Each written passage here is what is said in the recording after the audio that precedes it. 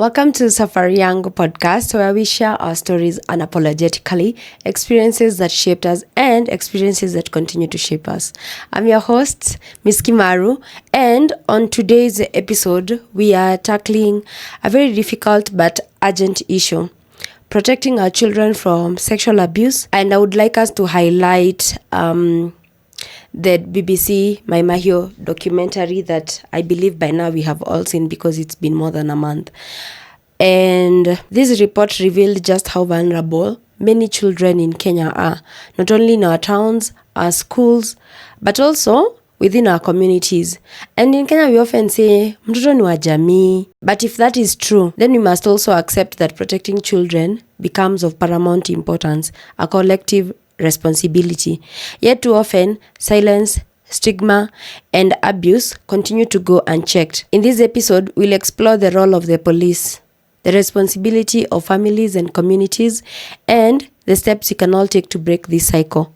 Because if it takes a village to raise a child, then surely it must take a village to protect one. And the reason I want to talk about this honestly is because regardless of the documentary, the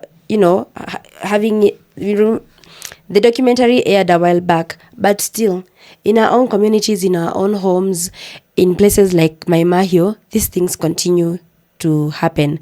And I remember when it happened, I put up a post on TikTok. I was like, denial is a river in Egypt. A whole interior CS denies Maai Mahiu sex trafficking of kids instead of doing something about it. If something is done, we might quickly catch on the fact that it's even happening in different towns. And this particular post had like insane amount of engagement. And as I was going through all those comments, I realized just how deep the issue is. And there was sort of a tug of war, like a battle there. There's people who are saying this is not true, it's not happening. So they continue denying, just like some people in government were still denying. They're like, oh, this is not happening. BBC is trying to tarnish the Kenyan name. They're talking bad about us or stuff like that. So, and others were like, oh, it's because it is an activist wife who has done this documentary. Can't you see the lies within? I mean, it's just pure activism. These people are in business. So, as I said, there was a lot of comments on this particular post, which made me feel like this is a conversation I needed to have on this podcast, honestly, only that I had not had the time to actually talk about it on this podcast. So as I was going through those comments, I start receiving DMs, and there is this particular DM. Somebody says, I know a lot. And then I'm like, oh, hi, you know a lot. What is it that you know? Please share.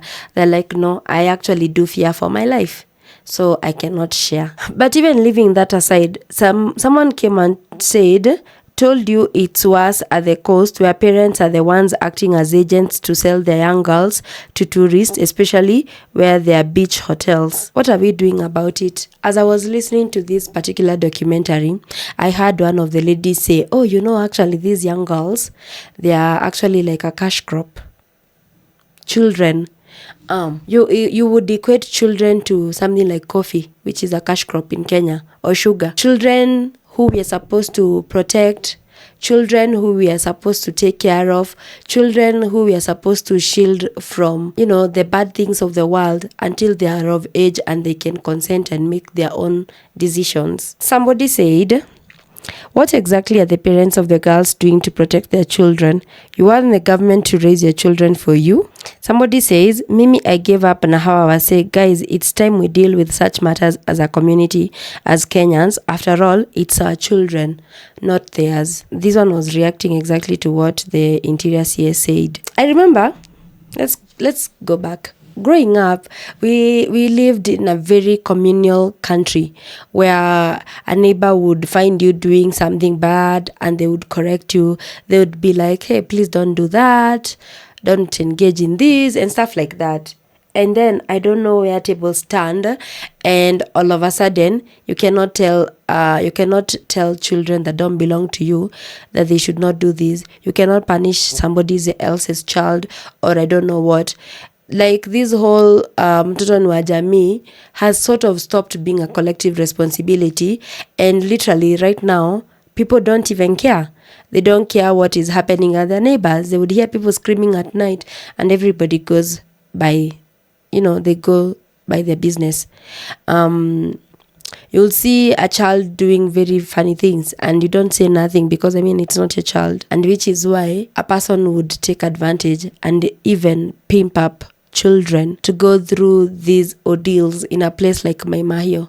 Somebody mentioned that it happens everywhere where trucks where these big trucks on transit park at night. So I'm imagining like in Nakuru there's this place called Salga. Maybe, just maybe, there's a very big possibility that there could be children there who are involved in these things. Somebody says, yesterday at around 4, I witnessed a very young girl around 13 to 15 years boarding a trailer at Naivasha town near Municipal Gate. It breaks my heart. So you see, in as much as we want to say, oh, it's not happening, it actually is. And others are blaming young children. Somebody said, magal dem siku hizi amekuwa madwanzi sana. A girl of 9 years ashajua mambo na wapenda nao. Mwingine juzi namkuta naambia wenzake ati buda wake. I can't even read the rest. It's really bad. But if you go to my TikTok, you'll find all the gist there. When I think about police, child protection services in Kenya, I have seen kids, even without this whole idea of Maai Mahiu, I've seen kids even when it comes to being from abusive homes or their parents separating. The child protective services in Kenya, I feel like they're not doing enough. Either I don't know whether they're underfunded or what's really wrong, but something is not adding up. Because even apart from Maai Mahiu, as I said, there's kids out here who are going through the most because their parents are separating or something like that. And kids just end up suffering and no one is really taking care of them. Kids have been defiled even at home. And sometimes when you go to people start asking, what were you wearing? When you report, how are you even handled? Are the police doing the right thing for you? I don't know. I kind of feel like there's a lot that needs to be done if we were to be able to protect our children. Somebody said we cannot wait for the government to come and raise our kids. So on a community level, from the family level, what are you doing about your children? From a neighborhood level, what are you doing about the kids that belong to your neighborhood? Are you helping protect them? Are you standing up for them in case stuff like this happens? Or even you help them before even it gets there? Kids who are orphaned, kids going through abuse, who's standing up for children? Or are we turning a cold shoulder and deciding that it's none of our business? What are chiefs doing? What is the need of nyumba kumi? What's the chief doing? What is the area police doing? What are they doing? A documentary like that is aired. What are the leaders of that particular county doing about it? What are leaders of other counties doing? Because, if something like that is aired, it means at some point, whether you want to believe it or not, there is some truth to it. And the fact remains that it might not just be just happening in that one particular place. So if maybe Nakuru, which I believe Maai Mahiu is in Nakuru, if that's Nakuru that has been mentioned, what about Mombasa? What about Lamu? What about Kisumu? What about Eldoret? Can't the leaders from those other counties also even do launch investigations? I remember when Michuki was Minister of, I think, roads or something. I don't know. It was what? Transport. I remember when he tried to introduce the safety belts and stuff like that, and how that thing cut across the whole of Kenya. An investigation like this should have even triggered such a report.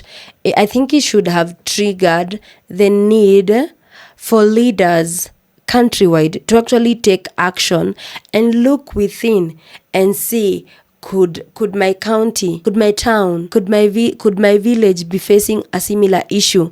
How are kids in my village protected? How are kids in my county protected? Are kids going to school? Are they being abused wherever they are? Are they being pimped for stuff like this, but we would rather go silent. We would rather deny and say that it doesn't exist when it actually does. And then for the men participating in this, for the women actually taking these kids through this ordeal, what happened? Where did we go wrong? Where did we lose the plot? We are supposed to be nurturers. We are supposed to protect children, but all we see is cash crops, a business opportunity. Really, for men who participate in these things, think about it. You could have children. You could have sisters. Honestly, this discussion, I've had people say a lot. Like, at what point as a man do you see a child being enough for you to actually do these things with? Somebody says, sometimes I wonder why the world is so rotten, and looking at the comments I understand why. People do nothing or say nothing to rectify and only point fingers, turn to tribalism to discredit real issues, whole grown-ups. The most vulnerable population is the children. If you don't protect them, who will? You may feel not obliged, but what if your children suddenly become orphans and fall in the hands of the same issue you are turning a blind eye to? Very good sentiments. There was this lady in the documentary, Baby Girl, the one who is offering refuge to girls who have gone through that, and I loved her spirit and the fact that she's trying to protect these children. It just showed me that we all have a role to play, like the way that person also has commented. Instead of turning a blind eye, we all have a role to play. You could be in a place where these things are happening. Are you reporting? Are you the one who is also participating instead of saying something about it? Are you the one going and digging deep down in your pockets and giving out that money, that 50 bob or whatever, to have a good time? Or do you want to be the person who takes action and stands up for these children and reports that to the police? Are you the police who stands up for children and literally does something about the situation? Like, once it's reported, you take action, you go investigate and do something. Are you in a position of influence as in government? Are you implementing policies and taking action against those who have been found doing these things? Or are you gonna be standing in front of a camera and saying, no, it's not happening, mnatuwekelea? Like, mnatuwekelea, really? That's like what you want to choose to go with? Mnaekelewa? Are you a community member mwenye you are like, si mtoto wangu, so because it's not your child, you don't do anything about it? Are you that parent who's decided to neglect their children, abuse their children, to the point that you drive them away from home? They go look for jobs, they are not able to find jobs, and they ultimately end up in such places where they're abused, taken advantage of. Are you that brother, that sister who doesn't care about your siblings, and they end up in such situations? Surely we must do something about it. We all have the potential to do something about it. Somebody said, yesterday I went to fight for my daughter's right as a mother at the children department. Then they sent me to the police station. I didn't get any help. My daughter is still in unsafe hands. Somebody told them to go to Fidasi. I trust and believe that this could have been a person who left their kid with their partner or something. A lot of people think that the government is doing very little. Others, like, there was a lot of opinion. Like, there was people who were like, oh, you know, the government is doing all it can do. Oh, I don't know what. Somebody said, what can a CS do? History has it that such things don't happen by accident, especially in this era of close neighborhood surveillance system. Yeah. So there are other people who are saying this could be organized crime. That's not me. It's people in the comment section. Then somebody says, oh, maybe if we pretend it's not happening, if we ignore it long enough, it will cease to exist. This is how your CS plans to solve this problem. Somebody says, so people who can read and are not aware of the highway town affairs from Mombasa to Malaba talk of Mlolongo, Maai Mahiu, Salga, Total. We are just politicizing issues. The documentary is just a tip of the iceberg. So sad. It's happening. There's no doubt about that. Our kids are not safe out here and the pervs get away with it. Mwingine amesema ama tujitolee tuende undercover na mic chini ya nguo, we do it away if they can't. Na tukipata mastermind tunamchoma without delay. That's not me. People are the ones who are writing these comments. Also, somebody said, Kwanza, check the unis and colleges located in towns and cities. With the takataka of help funding, how do you think those girls and even boys are surviving? They know they are guilty. Honestly, I would think that this could be a totally it's legit whatever they said, but it's actually also like a very different conversation that we actually need to have. How are people surviving in college without a good system in terms of funding from government? Somebody says hizi vitus may happen since independence, and it's of course sad and wrong in every way. There's little that the government can do. If Jomo, Moi, Kibaki, Uhuru and the ministers didn't stop giving all the pressure to Ruto and his ministers. See what I'm saying? Like, there's people who be like so, wow, to solve a problem is so hard. It's so sad. And somebody says that there could be people in government who are involved in this trafficking. That's why they are not taking any action. Are we going to be that country that the reason why I thought it is still relevant to talk about this issue is because the documentary might have aired a month or so ago. But even if action was not taken, and if we don't keep the conversation going, because I feel like Kenya, we're in a country where we keep up with trends. Something comes up and goes quickly, another one comes and goes. It's like everything is just, everything comes and goes pretty fast. But what do people do about it? What action is taken? Are we those people who are just hyping issues and then we move on? Or are we people who are dealing with the issues and finding solutions for the long term? Because we talked about it. I can tell you this video is still raking views on TikTok and a lot of comments still. But at a bigger platform or on a larger scale, what are we doing? What's the government doing about it? As I said, this is not something that is just happening in Maai Mahiu. It's happening in so many other places. But what is the government doing about it? And as I was thinking about this, I decided to look at, I decided that we should take a look at the Sexual Act. Yes, the Sexual Offences Act, and especially with regards to children. So, I just want to read some of them. So, defilement. A person who commits an act which causes penetration with a child is guilty of an offense termed defilement. A person who commits an offense of defilement with a child aged 11 years or less shall upon conviction be sentenced to imprisonment for life. A person who commits an offense of defilement with a child between the ages of 12 and 15 is liable upon conviction to imprisonment for a term of not less than 20 years.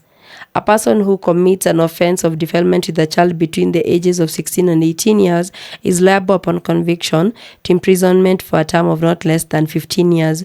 It is a defense to charge under this section if it's proved that such a child deceived the accused person into believing that he or she was the age of 18 years at the time of the alleged commission of the offense, and the accused reasonably believed that the child was over the age of 18 years. So, the belief referred to in subjection 5B is to be determined having regard of all circumstances, including any steps the accused person took to ascertain the age of their complainant. Okay, that one is now in the context of, where the person charged with an offense under this act is below the age of 18 years, the court may, upon conviction, sentence the accused person in accordance with the provision of the Postal Institutions Act and the Children's Act. Yes, so there's that. There's all those things about if you're convicted, you'll be imprisoned for life if it's a child of 11 years and less. If it is child between 12 and 15, it's not less than 20 years. If it is 16 to 18, not less than 15 years. Yeah. I feel like in Kenya, we have a good constitution. We have all these acts that talk about the consequences. But I feel like when it comes to implementing some of these things, I feel like if some of these things are implemented honestly, we would not even have these types of conversations because the consequences will be so severe if they were implemented well. I know there's people who are in jail because of some of these things, but if we could break it down and crack down on all these perpetrators and perverts, then we would have less of such cases because people know that the law, the law will take its due course and they'll be jailed or something of the sort. But we watch we deny, we let, we sweep things under the rug, we allow these things to happen, and we deny. Ask yourself, what can you do today to create change? I feel we need to keep advocating for children. Do something for that child at home. Educate them about their rights and stuff like that. Protect them. Provide for them. Don't abuse your children. Don't allow your children to be abused.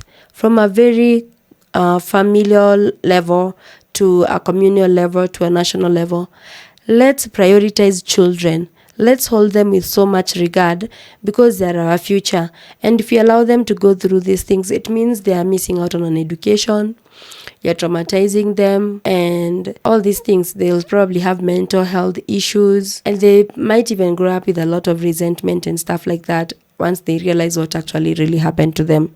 So let's do better. Until next time, I'm your host, Miss Kimaru. Bye.